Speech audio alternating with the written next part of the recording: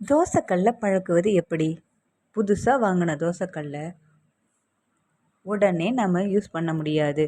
அதுக்கு என்ன பண்ணணும்னா, இட்லி மாவு புளிச்ச மாவாக இருந்ததுன்னா தோசைக்கல்லில் தடவி விட்டுறணும்.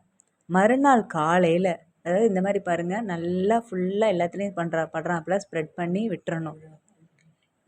எல்லா இடத்துலையும் தோசைக்கல்லில் அந்த மாவு புளிச்ச மாவு படணும். அந்த மாதிரி பரப்பி ஒரு நாள் ஓவர் நைட்டு அதை விட்டுறணும். கைப்படாமல் விட்டு வச்சிடணும். மறுநாள் காலையில் இப்படி சுரண்டி எடுத்தால் அதில் இருக்கிற மண், இரும்பு துகள் எல்லாம் அதுலேருந்து வெளியேறிடும். அப்புறமா இதே மாதிரி ரிப்பீட்டாக 2-3 நாள் செய்யணும்.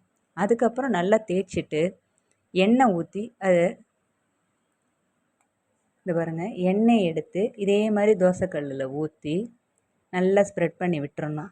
இதையும் ரிப்பீட்டாக 2-3 நாள் செஞ்சுட்டு அப்புறமா நல்லா ஸ்க்ரப்பு போட்டு தேய்ச்சிட்டு நீங்கள் தோசையை ஊற்றி பாருங்கள், சும்மா பட்டு போல் படபடன்னு நல்லா வருங்க.